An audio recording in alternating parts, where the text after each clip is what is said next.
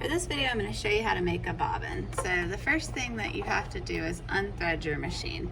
So make sure your presser foot is lifted and just pull the thread back out. You can also cut it and pull it down through this way.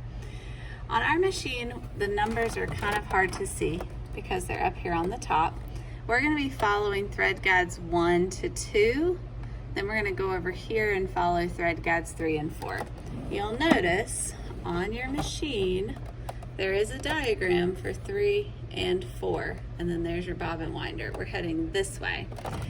So if you're having trouble, make sure you check out the thread guides. So first things first, we're gonna go over 1 and under 2. And then we're gonna come back this way. This is where it gets tricky.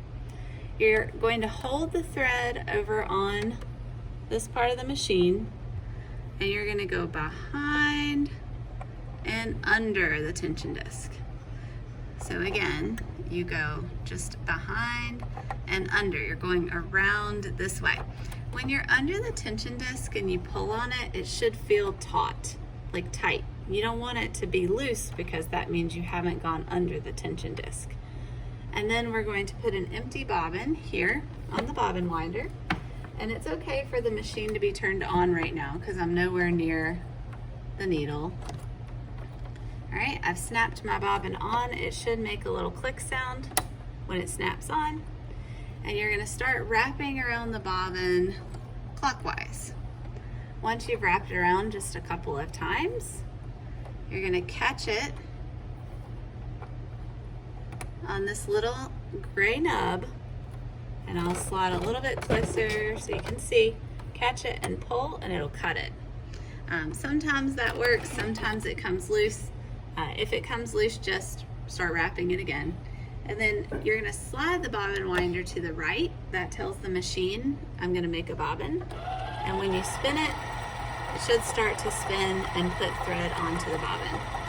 Be mindful that your thread doesn't get up underneath the bobbin winder. And also, if you're missing this little silver disc, a couple of the machines are missing this disc. If you're missing this disc, you have to look for the bobbin to get full. A full bobbin looks like this. If you have this little disc, when it's full, it'll stop for you. So you can go top speed, wind your bobbin all the way up, and then you'll notice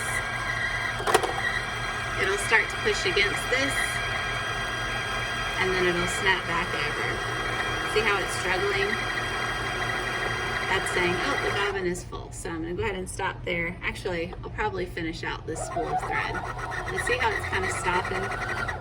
So that's full. So we slide it back over, pull it loose, and now we can cut it right here. Now we have a full bobbin to use. This is tightly wound. This is a good bobbin. If you have a bobbin that is not tightly wound, it's not gonna work in the machine. The timing is gonna be off and it's not gonna look too good.